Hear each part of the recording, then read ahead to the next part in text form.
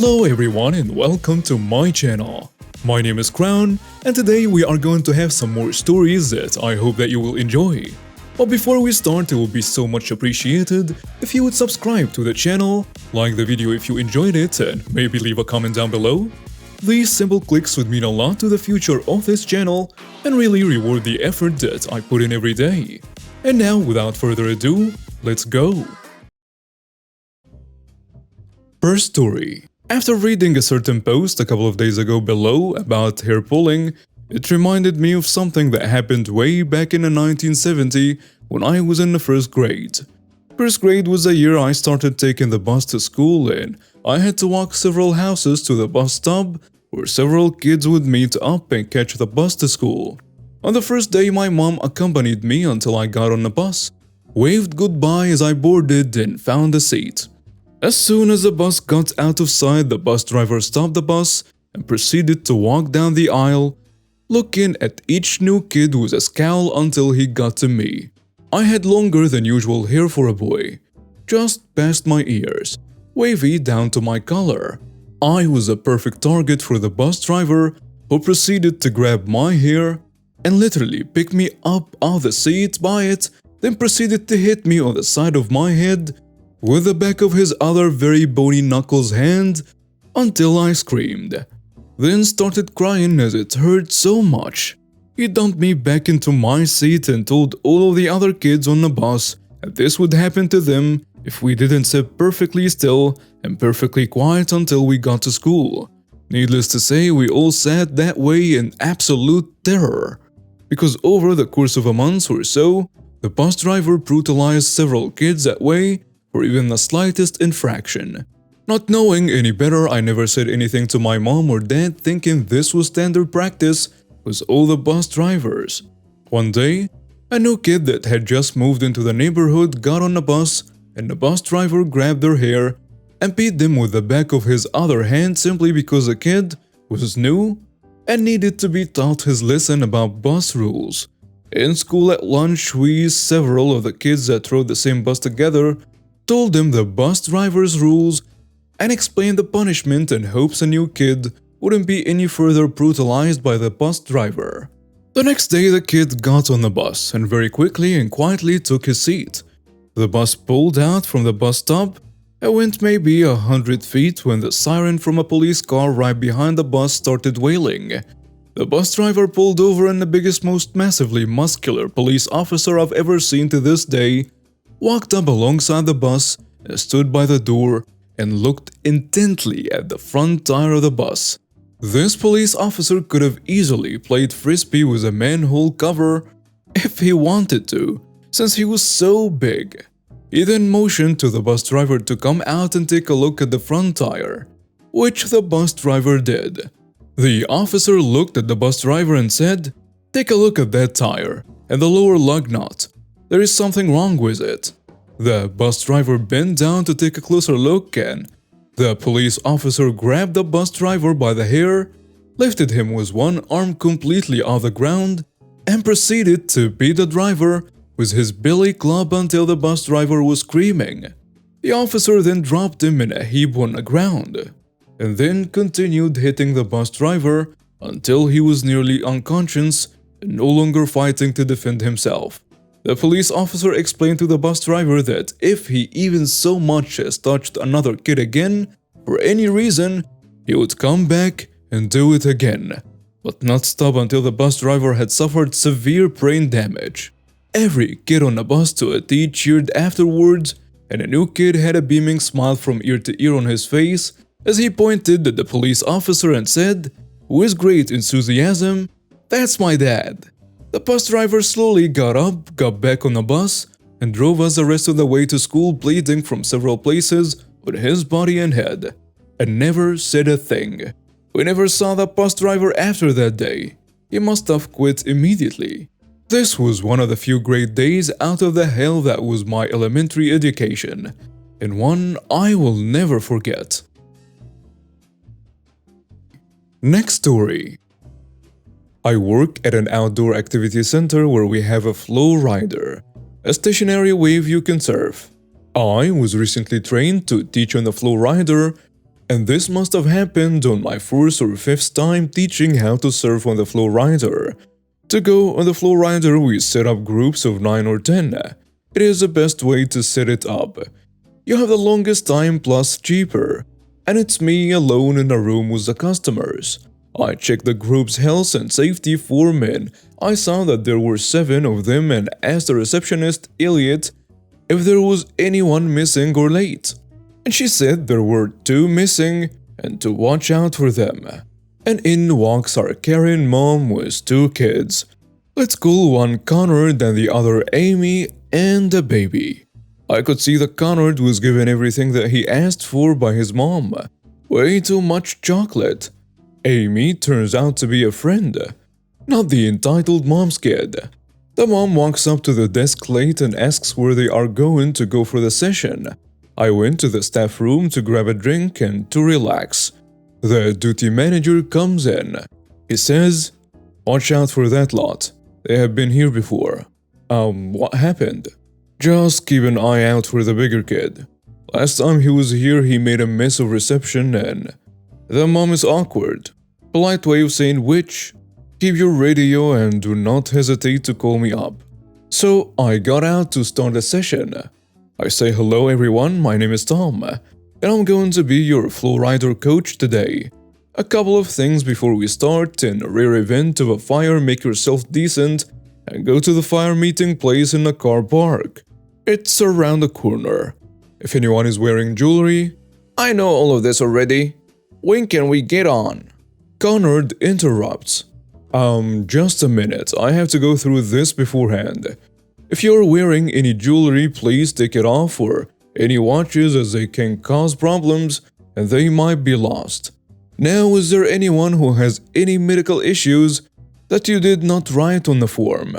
Has anyone taken any medical or non-medical drugs, including alcohol?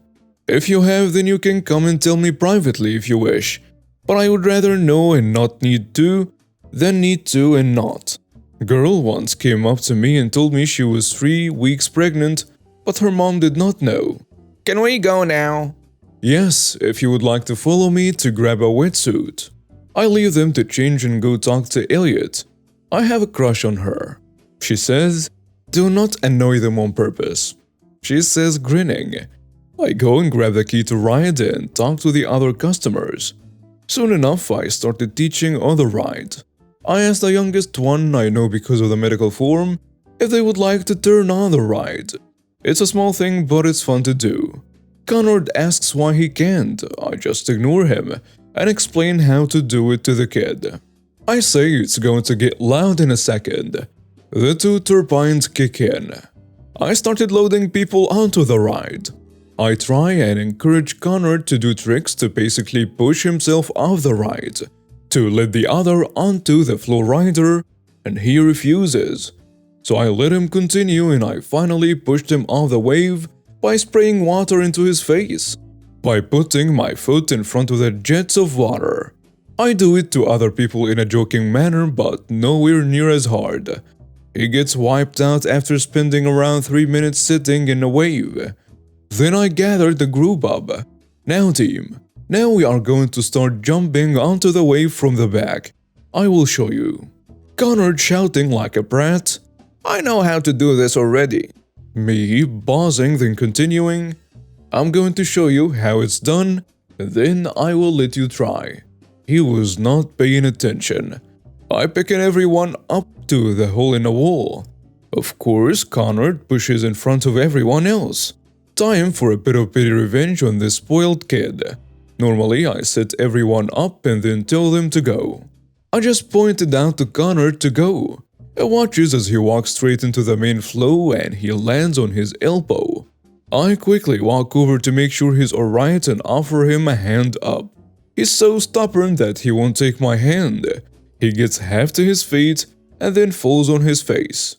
I offer my hand again, and he takes it this time. I then show him how to do it and he jumps onto the wave and gets wiped out. Alright, next customer. I do the rest kindly while showing them how to do it. After teaching everyone, I decided to clear the wave so that I can teach them how to get onto the wave.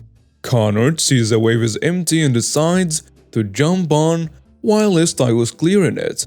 I simply spray water in his face and coax him to the side.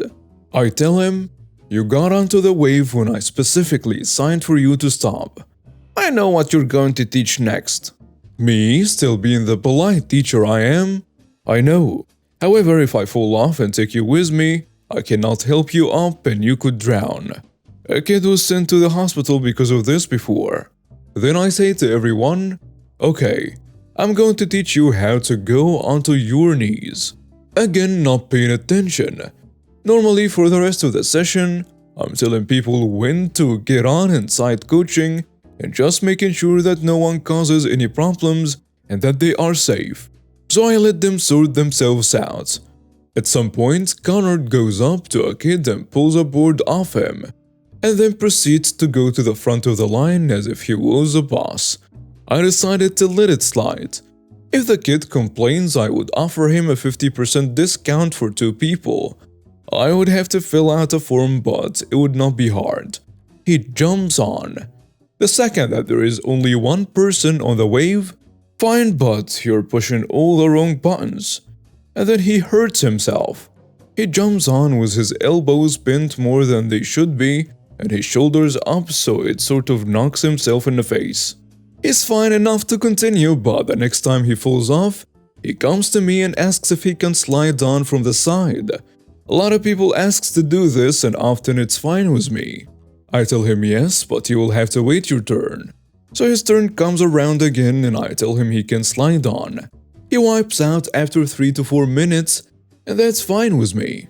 He then goes and talks to Amy with a board in his hand. They start fighting with the board, and so I go up to them and explain, "Please stop fighting with the board. It's very expensive, and you do not want to have to pay for a new one." He does an L shape with his hand and just turned back to Amy, so I pull the board out of his hand and hand it to the next kid in line, and then go to the front of the ride. And Connor just follows me. I say nothing because I know he's going to complain or something like that. I calmly walk over and continue supervising. Connor tries to talk to me. "Why did you take my board away?" "Well, it's not your board. It's the center's board and you risked breaking it." I just stand up to ignore him. He gets angry at this. I notice out of the corner of my eye. He comes up to me and he punches me in my side. Near the kidneys, I think. I had a bruise there, which made it more painful. I just grab my radio and walk over to his mom and he follows. I tell her, "You just saw your son punch me, so I'm not going to let him on for the next 15 minutes, after which time he may go on if he's kind." "You can't just do that." "Well, if he was stronger or older, it could be considered assault." "He did not punch you that hard." It was enough for it to bruise fast. I lift up my top to show her the bruise that was there from a cycling accident 2 days ago. "Would you like me to call over my manager and see what he says about it?" Mic drop. I walk back to make sure that I don't spend too much time away from the ride. It was 15 minutes and the session was about to end. I go over to Connor and say, "Would you like to go back on a ride?" And he says, "No." Suit yourself. Connor walks over to me a minute or two later. It's about 10 minutes before the end of the session. So I ask him, "So, you want to go on the wave again?" "Yes." "Okay, go to the back of the line and wait your turn." Purposefully annoying him. And Connor does as I said. It's coming to the end of the session and so I start collecting the boards and telling them to send them to sit on the bench. Of course, Connor and Amy are the last on the ride. I sign them to the side of the ride, and of course Connor does not move to the side. So I just spray him across the face. I grab his board, and off I go to turn off the ride. Ah, my ears. I turned around to see Connor sliding around on the bottom of the ride, and I just decide to ignore him and finish the session. I ask, "Okay, did you lot enjoy the session? Get a round of yeses and other agreements. Okay, go and get changed and take your wetsuits out to the big bin on the right." I turn around to see Amy trying to convince Connor to get off the ride. I tell him, come on, off the ride. Then the entitled mother says, could you turn the ride back on? Why should I? He did not get the same amount of time on the ride. I will turn the ride on if you pay the £60 to turn on the flow rider and convince my manager that I should. However, until then, I'm not going to. Then I turn towards Conrad, so please get off the ride. You don't want me to have the radio to have you taken off the ride. This works. Go get changed and take the wetsuit outside. Then I followed out. The mom then went into the boys' changing room. I went to the staff room and the duty manager walks in. How was the session? I was expecting you to radio me. So I tell him what happened. Oh no, you okay? Yeah, I tricked him into thinking the bruise was from him punching me, but was from coming off my bike 2 days ago. The duty manager laughs and says, anyways, do you want to take some time off? Nah, I'm good. Okay then. Go and sort out the wetsuits when they come out.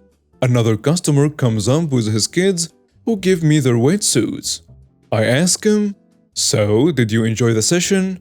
Yeah, shame about those kids though. Sorry about that, I was trying to find an excuse to kick him off the session. Well, don't worry. Have this as a tip. He hands me a £5 note. I'm sorry, we do not accept tips. And the guy looks a little bit annoyed at this. However, there is a donation box for a charity by reception, if you insist.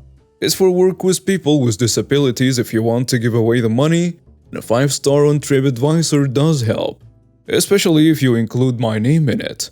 There was a system by which you could get a free lunch if you got 5-star TripAdvisor reviews.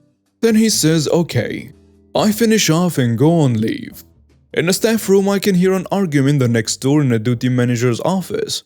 The other staff are wondering what might be happening, and someone closes the door on the way in. How was the floor rider shift? Over the radio, the duty manager to Tom, come to my office. I did not bother replying across the radio and went next door, knocking on the office. The duty manager calls me in. I notice the entitled mother with her small child. How can I help you, sir? Why did you kick the entitled mother's child off the floor rider? Well, he punched me in the side. Why did he punch you? I believe he was angry after I took a board off him after he was using it to hit Amy. I also warned him to calm down after he jumped onto the wave with 2 other people already on it, and he refused to get off the ride after I signed him to get off on 2 occasions. Then the duty manager turns to the entitled mother and she says, you can't prove any of these lies. Tom, do you mind if I check the CCTV? By all means. Our place has sections on the CCTV control. The duty manager pulls up the 4 feeds. And of course, CCTV showed what I said. Okay, I will deal with this. Tom, you can go and enjoy the rest of your break. Dismissing me respectfully. I go into the staff room for some banter. I look out the window a second to see Conrad and Amy dropping rubbish over the railing onto people on purpose. I radio up to get someone to deal with it. I heard later that the duty manager called the police on the kids and their mother. After I finished, I went to talk to Elliot, and she said they use the center for other sessions many times and there were quite a few notes on them, so we decided to completely blacklist them.